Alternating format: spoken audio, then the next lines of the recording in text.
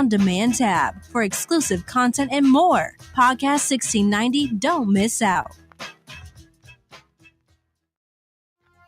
Bally's Chicago, where we live to play. Tired of the same old routine? Play, dine, and revel in endless possibilities every day. Your number one casino in Chicagoland. With free parking and free valet for members, join today and start winning. More offers, more rewards, more value. That's Bally's Chicago. Open 24/7 in Chicago's vibrant River North neighborhood. Bet on Bally's. Must be 21 or older. Gambling problem? Call 1-800-GAMBLER.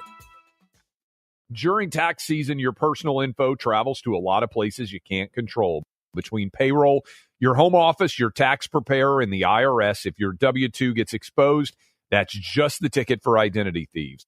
That's why LifeLock monitors hundreds of millions of data points every second. If your identity's stolen, they'll fix it guaranteed or your money back.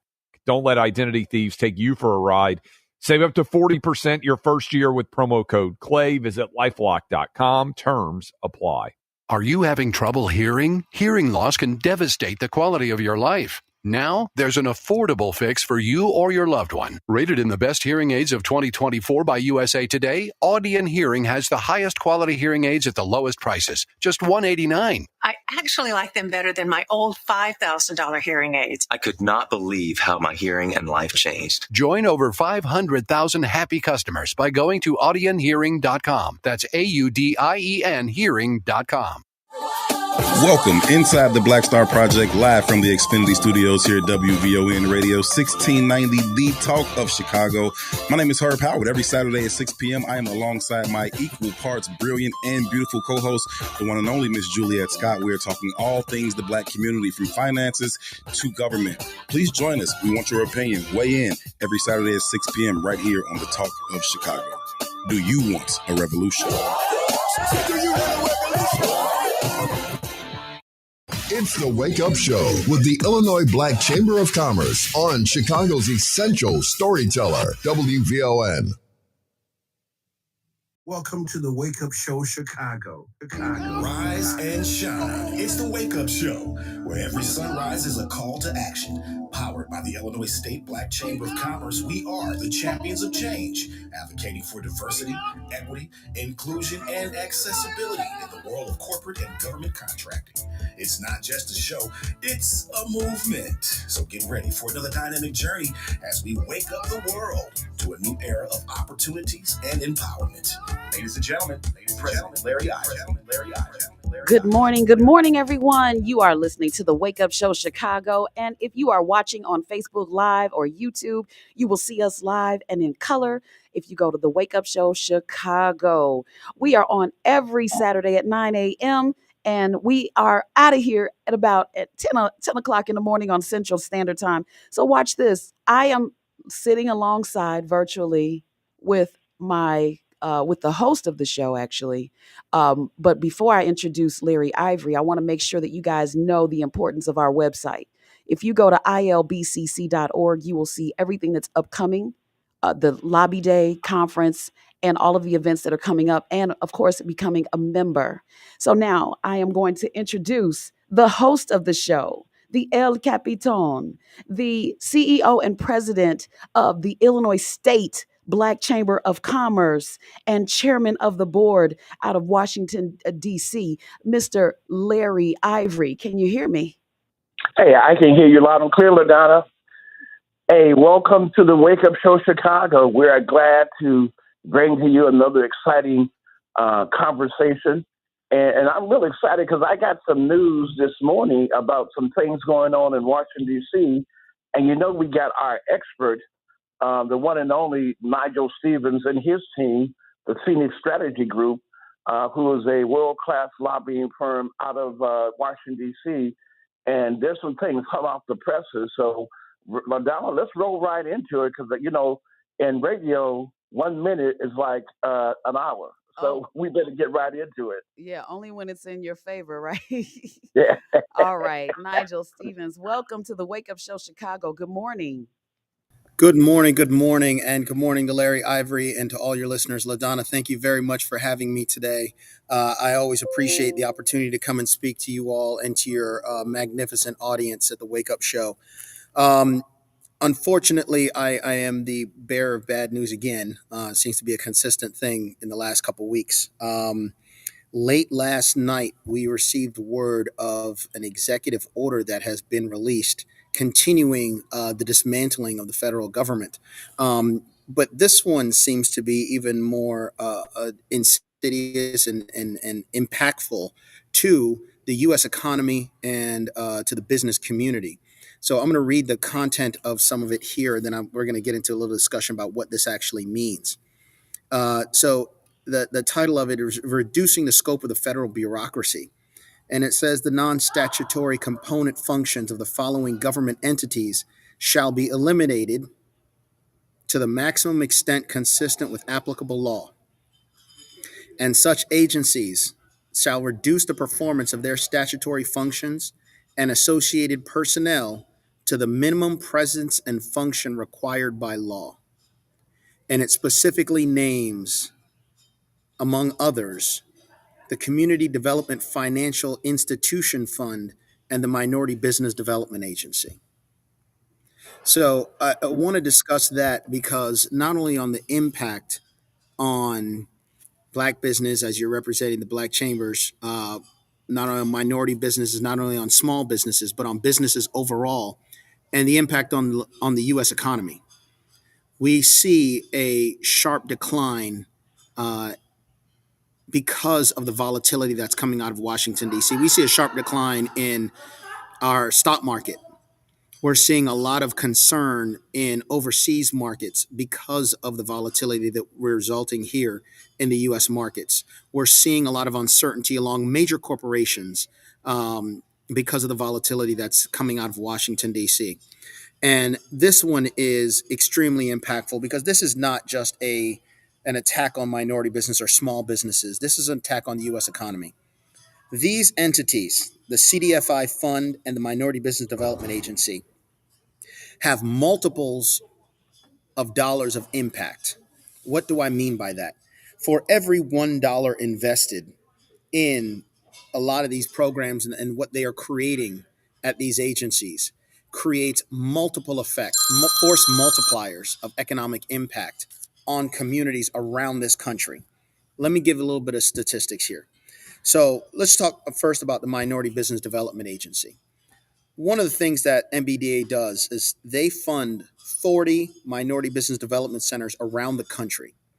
Now, these are offices that provide business consulting, strategic business consulting, business strategy, sourcing capital. They help identify areas of capital lending and capital investment for small and mid-sized businesses, bonding for construction projects, for infrastructure projects, certification assistance, and then global marketing. That global marketing piece is even more important because the Minority Business Development Agency, when it was created by President Richard Nixon in the 70s, was done so and placed in the Department of Commerce specifically for the purpose of leveraging the capabilities of the Department of Commerce for things like international trade. Now, one of the benefits of that, last year, the MBDA facilitated $350 million in export assistance for American companies to export their goods and services overseas. They created $1.6 trillion in revenue and over 9.9 million jobs around the country because of the work of this agency that they are now cutting back to the minimum possible level. Now, CDFIs, Community Development Financial Institutions. These are over 1,400 financial institutions. These are private institutions, right? These are not government bodies that they're able to borrow from the CDFI fund at the Department of Treasury, and they're able to leverage these dollars. They can lend out $12 for every $1 that they borrow from the federal government and put that money mainly in communities that are traditionally left out of banking and investing opportunities. What does that mean? So if your business, you've got a great business that's been functioning and you want to grow that business and you want to go to get a loan or investment in order to expand that business, and you go to a traditional bank and they are unable to lend you those funds, Oftentimes, these traditional banks would then refer you to a CDFI who can take a bigger risk on your business and provide the capital that you need to grow your business and add your capabilities and hire workers and drive more economic growth in these communities. Now, I want to be very explicit about something with the CDFI fund. This is not race or gender specific. A lot of these funds often go to rural areas. So this is a significant part of growing the U.S. economy outside of your major cities, as well as within underserved communities in your major cities. So let's say in 2024, CDFIs provided financing for over 109,000 businesses across the United States, and over 45,000 affordable homes were built because of funding created by the CDFI fund. Again, let me be very clear. This is race and gender neutral. They go to underserved areas based on economic need and where traditional banks would not be able to serve. They provide that gap funding.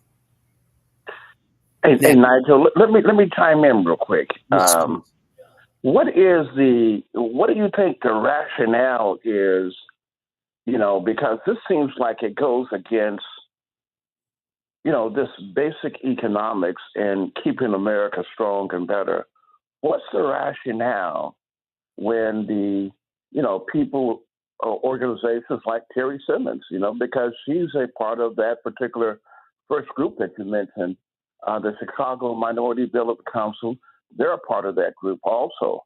So and then when you talk about CDFI, completely race neutral, what's the rationale? I mean, what are we trying to accomplish? That normally there's an end game, and it has to make some basic sense.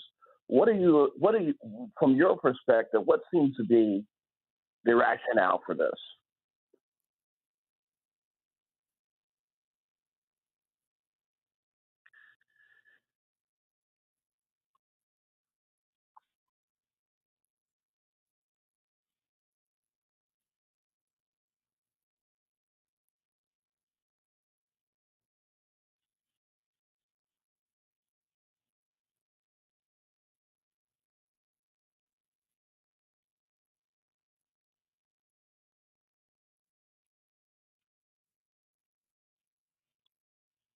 Okay.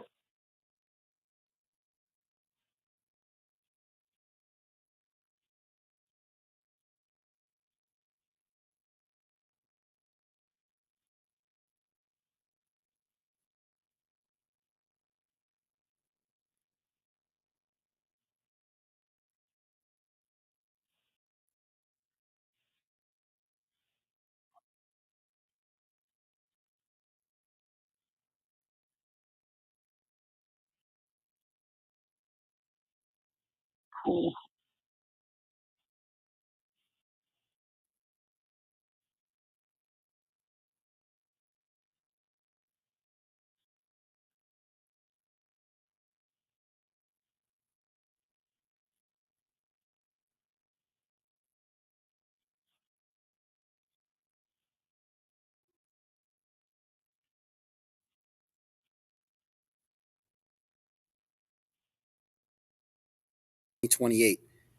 In order to drive growth in the American businesses, in the American economy.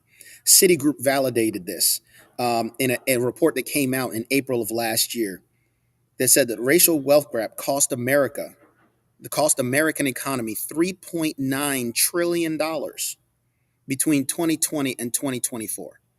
Okay? What they're doing in the justification of efficiency is eliminating all of the facilitators of economic growth throughout the United States, not in urban areas, not in the Black economy, not in Hispanic economy. This is about the American economy and American competitiveness. Let me say it again. The $350 million in export assistance for U.S. businesses to ship their goods and services overseas, that brings money to the U.S. economy and drives U.S. business growth, is being undermined by the ability for them to cut now the vast majority of programs at the Minority Business Development Agency. This is anti-business. This is undermining our economy. We are seeing the impact of this in real time in our stock market and in the uneasiness from consumers and from CEOs around the country. And this is going to have a long-term debilitating impact on major segments of our economy and their ability to help grow American competitiveness. Yeah, and Nigel, let me just say this, from our global perspective, there was a degree of optimism when it comes to Mother Africa and the uncertainty that we are experiencing, even with the embassies who are in Africa, the U.S. embassies in Africa, that the pullback, at least the prospective pullback, is significant. And I don't know, how do we maintain our global competitive advantage in Africa, where China is doing an enormous amount of business. And just in Zimbabwe alone, China does 1.7 billion in trade, and we're doing 120 million in trade, approximately. And we're the greatest and the largest economy in the world. I'm challenged because I come from an economic background, being investment banking, and I'm trying to make sense of why this makes sense, and I can't find a real rationale. I'm struggling to find a real rationale. But one of the things I'd say, and say this real quickly, is that they're doing a lot of things that just simply make sense to me. What I think we have to do is, what do we, before we get off the call, I want you to tell me, what do we need to do from your perspective? Because they're going to do what they're going to do. He has executive order privilege to do what he wants to do. The question is, what are we going to do, and where should we spend our time and energy to grow our own economy, to reinvest in ourselves? So hopefully we'll get to that before the end of the show here. But go right ahead. I'm sorry to interrupt you, but I wanted to chime in on that. So, Larry, we talked about it on previous shows. We talked about the economic impact of diverse communities and the role we play in driving American competitiveness in a global marketplace. I want to go back to something you said, because you touched on it, and I want us to really expound on it. And please provide your input. China, I've said before, I go to these congressional hearings on a regular basis. And I don't care if we're talking about healthcare, education, infrastructure, business development, or defense, or telecommunications. The role of China as our number one competitor, not only now, but over the next 50 to 100 years in the global marketplace, in the global economy, is at the center stage of all of these policy discussions. How is it that we are crippling our businesses that do work with the federal government? How is it that we are crippling our trade initiatives by putting tariffs in place that are going to be paid by the American consumer? They're going to be passed along to the American consumer. How is it that driving inflation domestically? How is it that limiting the potential for the government to help facilitate economic growth and in major economies through programs like the CDFI fund or organizations and institutions like the Minority Business Development Agency? How is that allowing us to further advance the competitive advantage that America has been benefiting from and has been relying on, that we have had for the last 100 years, 200 years of our history? This is directly undermining our ability to compete with China in a global marketplace. And yes, you mentioned Zimbabwe. I know you guys have been doing a lot of work in Africa, but let's talk about all the places that China is leaning in heavily to get access to natural resources, to trade environments, to growing consumer markets in Central America, South America, the Caribbean, in Africa, in Asia, right? In Australia, right? We need to figure out a way that we are going to facilitate growth in our economy, to drive what makes America great, which is entrepreneurship, right? The small business growth, the ability for this great continuous cycle of improvement, of innovation taking things to marketplace and growing it at scale. The relationship between our micro businesses, our small businesses, and our large businesses that allow us to drive that engine of the economy. We are shutting that engine down. We are draining the gasoline out of the tank, and I'm not really sure how we reinvigorate the engine and start the engine again once we drain all of these tools and remove all of these tools that have helped us become great over the last 100 years. Yeah. And everybody, if you're just tuning in with us, this is the Wake Up Show Chicago. We're on WVON, iHeartRadio, and we are sponsored by Wind Creek Casino Southland and brought to you by the Illinois State Black Chamber of Commerce. We're talking to Nigel Stevens with Phoenix Strategies, and it's just an amazing conversation that we're having right now. But I also want to chime in and bring Courtney Ivory on with Culleton and Bauer Luce. Courtney, good morning. Hi, good morning, LaDonna. How are you? Doing well, thank you so much. Good, and I want to stress that I'm not representing Culleton Bauer Luce at this time, but I am a senior consultant. I'm on as a member of the Illinois State Black Chamber. Even better. Absolutely, Courtney. Hey, Courtney, absolutely. Good morning. Good morning. Hey, LaDonna and to Nigel, Courtney, it's a pleasure to have you on. And, today our agenda was to, we brought Nigel on because it was hot off the presses, but we have a lobby day coming up. And Nigel, I'd love to get you and Courtney's perspective on why lobby day and Black businesses coming together on Capitol Hill anywhere is important, and what do we need to understand about the process?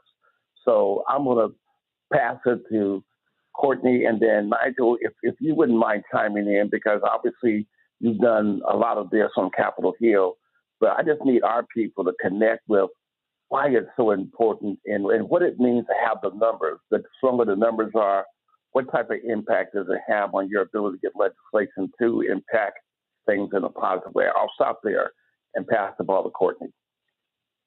Great. Thank you, Mr. Ivory. All I can say is the information that Nigel just provided to us is more than enough reasons as why we need to have a presence, not only in Springfield, but every state capital in the U.S. of A. and Washington, D.C. I think that we need to make sure that legislators understand that the impact this will have on our Black businesses will also translate to the impact that it will have in our communities. So to have a presence in Springfield and talking to those on both sides of the aisle is very, very important. Whether we have businesses in those communities or not, we're underrepresented right now and we're under fire. So all the information that Nigel just provided says to me that we need to come out very strong and have a strong presence in the state capitol during lobby week, and make sure that our presence is known by continuing those conversations in our local district. So lobby day would set us up to come back to the district and talk about the impact that some of this legislation and the dismantling of different organizations within our areas will have. It will trickle down to our households. It's not just on a federal level. It will come back to our communities. So I think that's why it's very important for us to have a presence there. Beautiful, beautiful. Nigel, you want to add on to that from your perspective also in terms of, I think Courtney said it well, absolutely. But Nigel, I'll let you chime in and in terms of any thoughts that you have. Absolutely, and thank you and thank you, Courtney, for your comments. You're spot on. I'm going to age myself a little bit here and quote two former members of Congress. So Congressman Barney Frank from Massachusetts was the chair of the Financial Services Committee in the House of Representatives. He used to have a saying that money's not just money. Money is a representation of resources. And where you spend your money, if you show me where you spend your money, I'll show you where your priorities are. Okay? And we are witnessing in real time where the priorities lie for this administration, and whether it's administrations in state government or administrations in the federal government. If you want to understand where their priorities are, look to where they're spending money. And I'm telling you that these programs are factually based to provide opportunities to grow the American economy. It is proven that these programs can help close the racial wealth gap.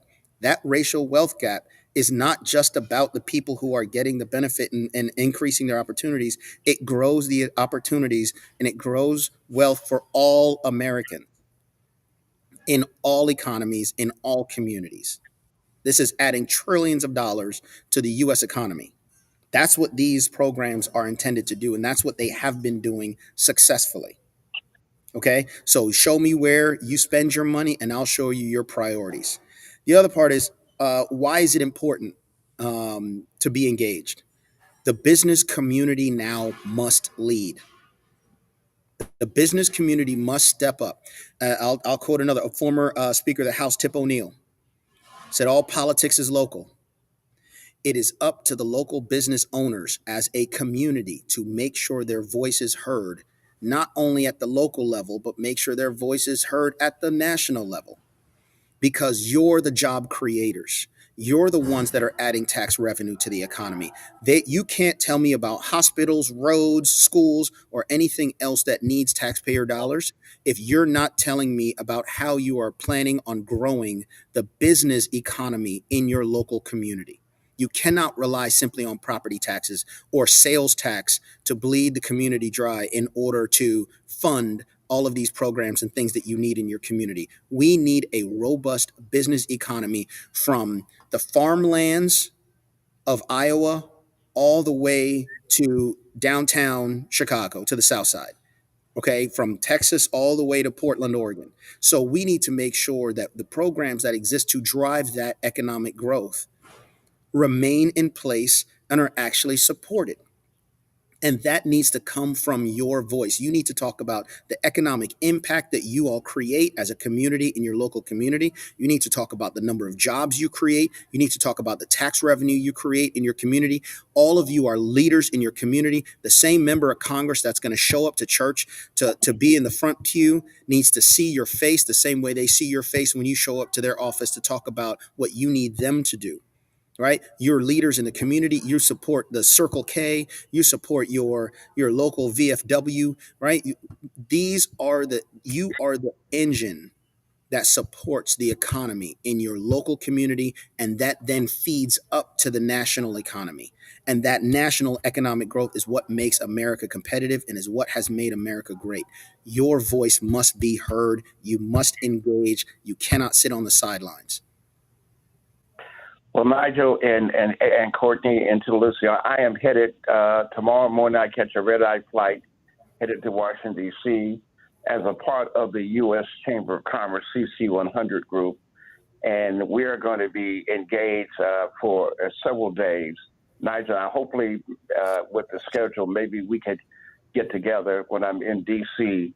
But we're going to have some real conversations about a number of critical factors that are going on, and it will have some of the senators on both Republican and Democratic sides. So it should be a very interesting conversation. But going back to where we're at now, because all things are, all politics are local. In Illinois, you pointed out, Nigel, and I think Courtney, you would agree on the state side, and Nigel, you gave some pretty alarming statistics that I don't think people think about. Give us the numbers of how, on the federal contracting side, give us the amount of business that we're doing on the federal, on a percentage basis, the numbers that we're doing, that we're getting when it comes to federal contracting. So we're averaging around $697 billion in federal procurement each year. And that is not mandatory spending. That is simply what is competed and through discretionary spending that comes up in contracts from the federal government. In 2021, African American businesses got about 1.5% of federal contracts. Hispanic-owned businesses got about 1.87% of government contracts. So we're talking less than 5% of all federal contracts going to minority businesses. At the same time, we're gutting programs and using rhetoric as if minority businesses have some super preference that is undermining other businesses. And that's just not the case. What we have is a situation that we're trying to create opportunities for the facilitation of economic growth through entrepreneurship, through capitalism, through contracts in order to drive that growth. So think about it. When you are a business owner, not only are you part of someone else's business ecosystem, whether you're a prime contractor, you're a subcontractor, you're a part of somebody's supplier chain, it doesn't matter. You are part of that ecosystem, but you have your own. I don't care if you run an office. That means you're paying a lease for that office. You're buying office equipment. You're paying electricity for that office. You're paying for, right. You got to buy lunch when you're in the office, when you're going down. If you are a hairdresser or a barber shop, you buy equipment, you maintain facilities, you buy supplies on a regular basis, right? You are a part of somebody else's business ecosystem. And if those businesses go out of business, if those fail and falter, then what happens to then the businesses that were supplying them? What happened to your Staples and your Best Buys and those places where I get my office supplies or my computers from and my computer services from and all of those things? That's what we're talking about when we're mentioning the engine of the economy. The money doesn't go into the business and disappear.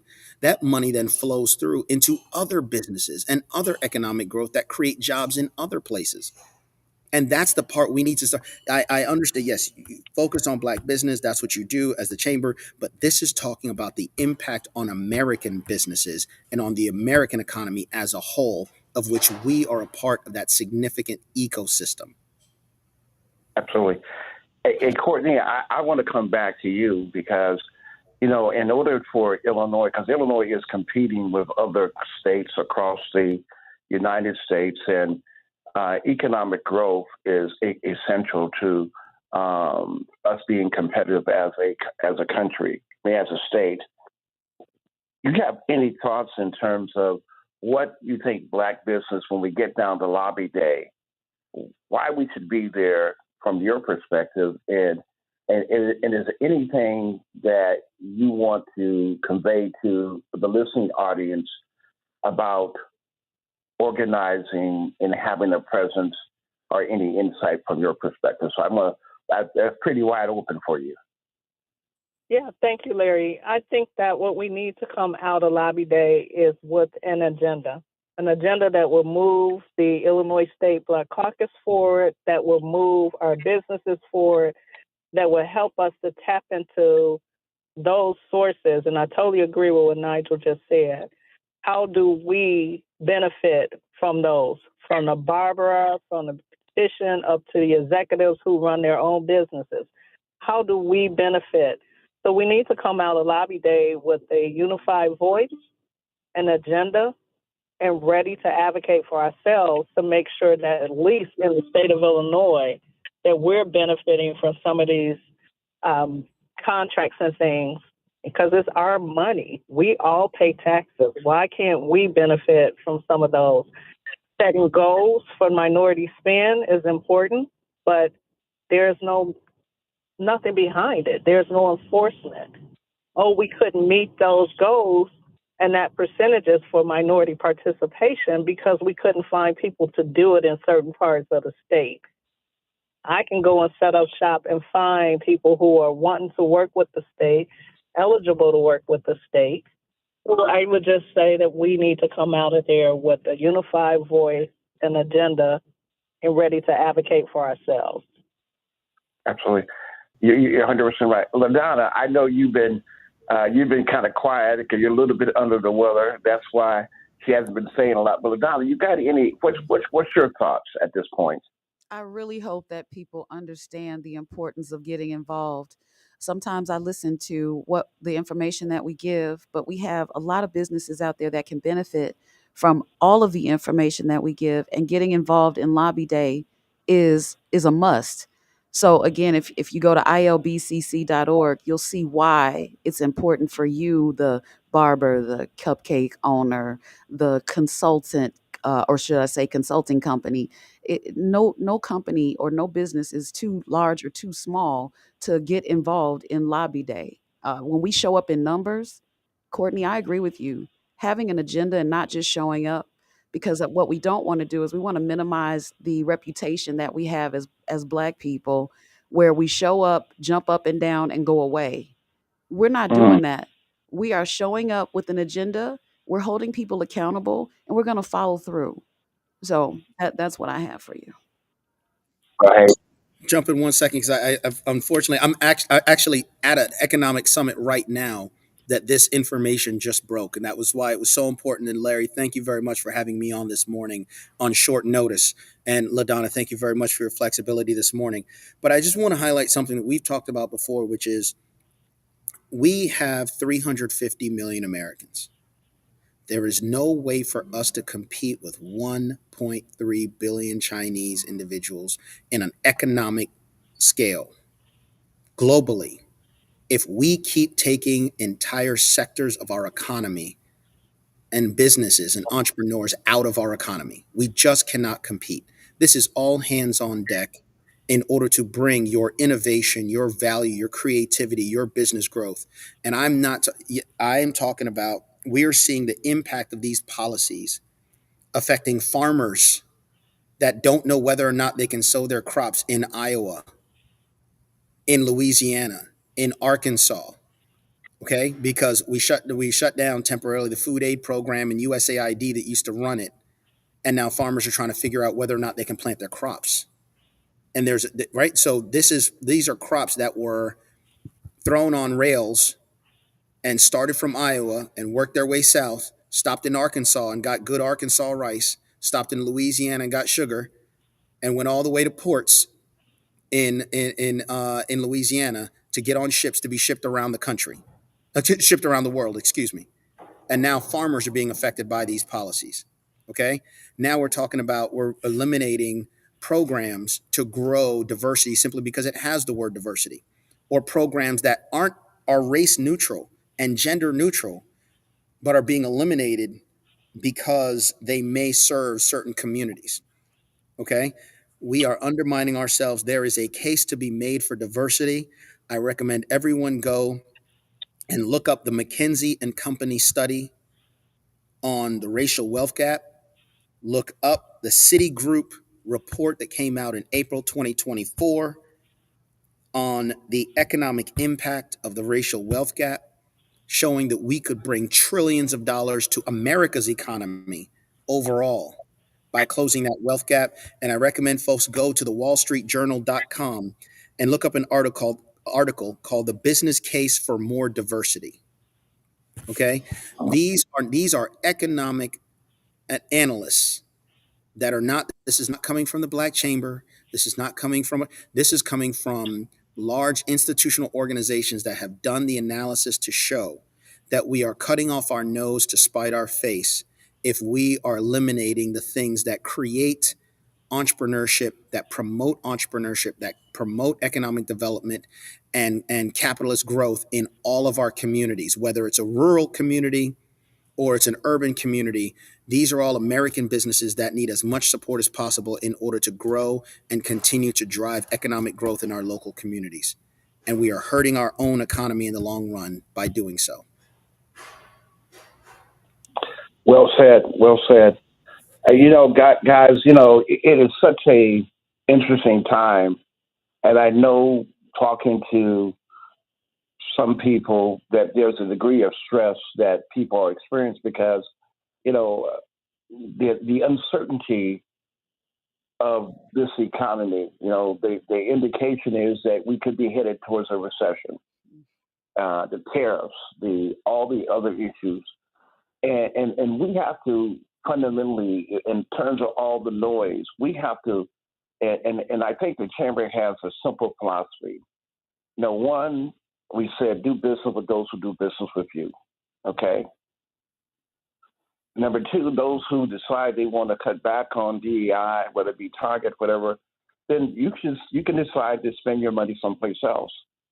Number three, which I think is a very important, I go into Courtney, into LaDonna, is that we have incredible businesses. We have to engage as we've had before many years ago when we didn't have desegregation, doing more business with ourselves and getting out of our own way of economic growth and collaborate more as an organization. And number four, I think we got to begin to think globally and understand the outside U.S. because I think the economy may be more challenging, and we don't know what midterm elections are going to be, what's going to happen.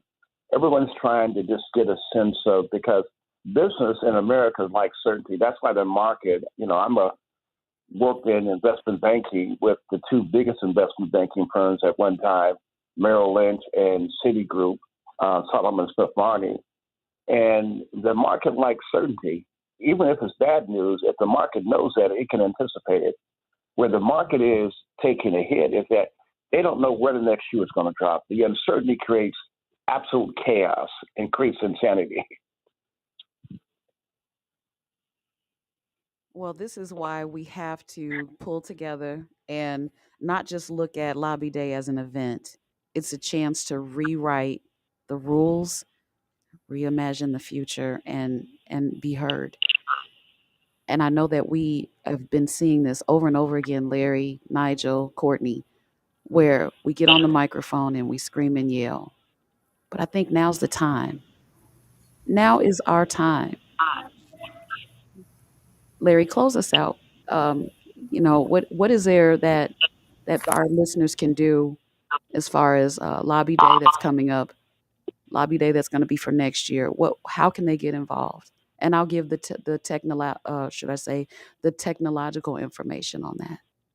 Yeah, well, we're going to be having a bus that will be headed down to Springfield. Our goal is to have the largest contingency ever to convene on Capitol Hill. And obviously, we're going to be meeting with heads of agencies, whether it be the Capital Development Board, Department of Transportation, CMS, IRS. We will be DeWitt, who handles all the IT and technology for the state of Illinois. We will be coming there in record numbers, but it's coming there is important, and having the numbers is equally as important, but having an agenda in terms of holding them accountable for not just being there and having a good conversation, because we've been there, done that. We've come down to Springfield. We've met with the Department of Corrections. We saw, the incredible leadership, well diverse, because we're in the system, and talked a lot of good stuff. But at the end of the day, nothing's changed. No one's gotten any more business.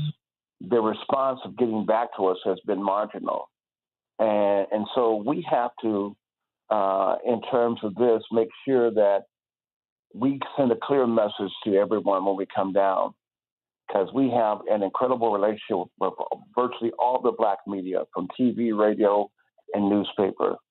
We are going to be giving a solid date that within a certain period of time, if nothing's happened, we're going to be clear that it will become our personal agenda, our strategy to make sure we surface that so everyone can be held accountable. And I just can't emphasize the criticalness in this environment for us to come together, to take, if you're a business owner, take off a day, one day out of the year, to come to Springfield and make your voices heard. You owe that to yourself. It's not about Larry, Ivory, LaDonna, or anyone. It's about you. It's about you having a voice, you being in the room, you asking the questions. So do that for yourself and tell your friends and other business people. Get young people involved in civic engagement, because when they go down there, we're going to be supporting legislation, and we're going to also be against legislation that we think is adverse to the Black business community or adverse to the overall economy. So this is a great opportunity for young people to be engaged and get involved at the same time. And I'm excited about this coming up. We hope that we send an invitation out to the governor. We've met with every governor since we've been around 27 years ago. We even had Governor Quinn named Illinois Black Chamber of Commerce Day. We've worked with we love to meet with Governor Pritzker or with anybody, well, with Governor Pritzker and obviously with other legislators to come to the reception for us to work together. We want Illinois to be the best state that it can be. We can't do that if you don't involve the Black business community, one of the strongest voices in the Black business community, who has the ability to move and help our people move the agenda and help the state become a stronger state at the same time. Awesome. Well, Larry, I'm going to let Nigel.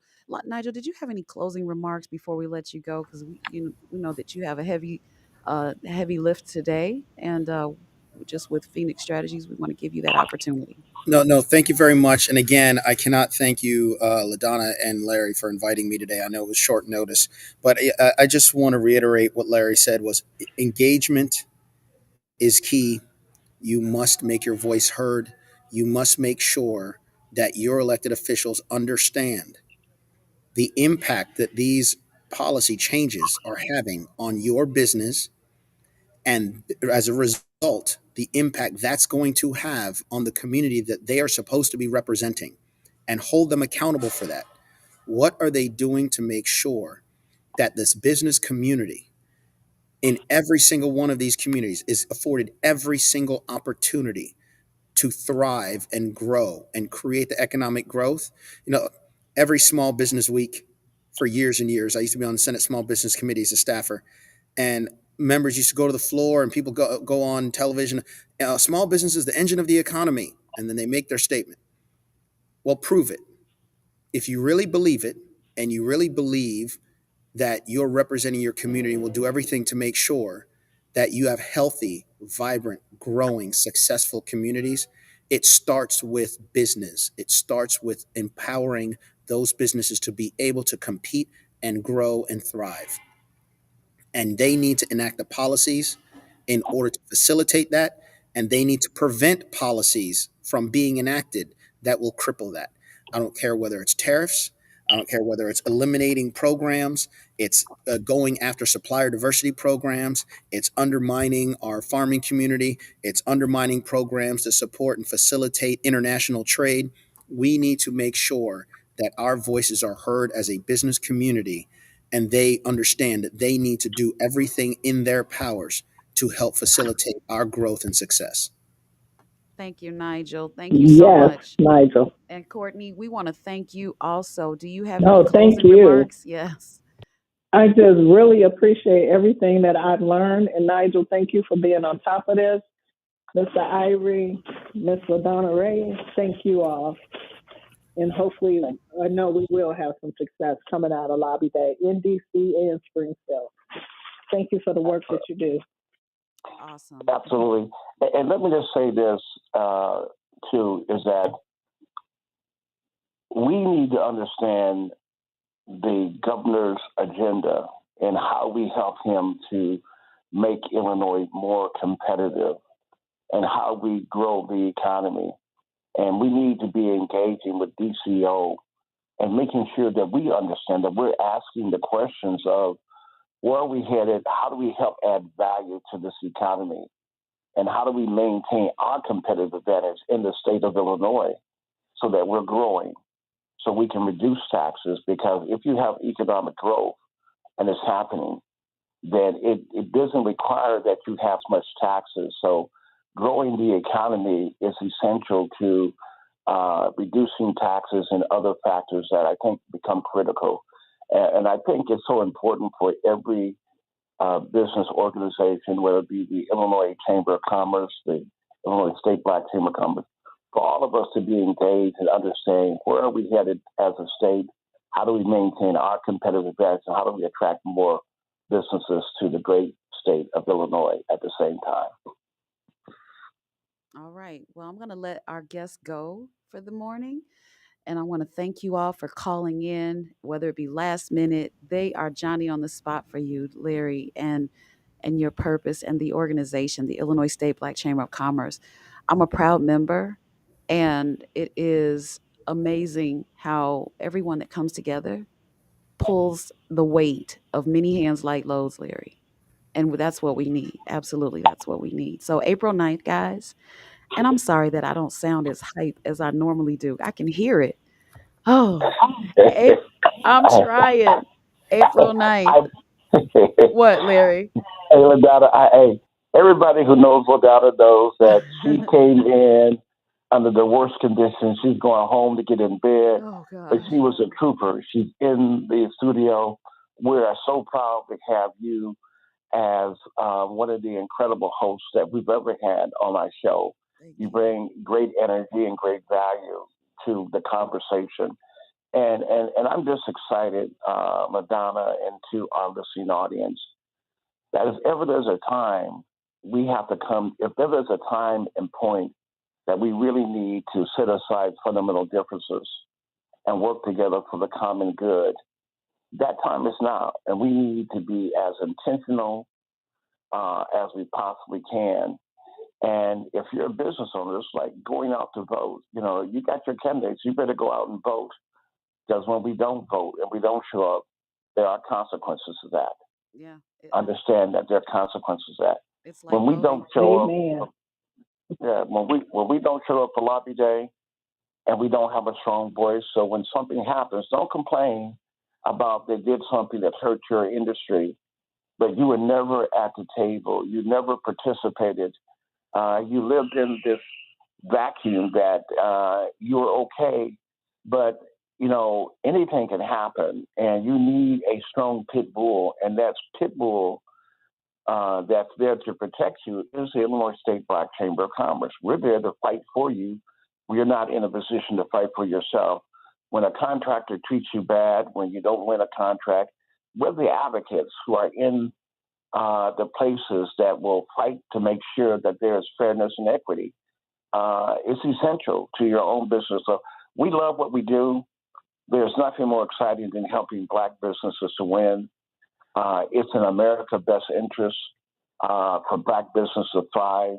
And you can look at every diversity conversation.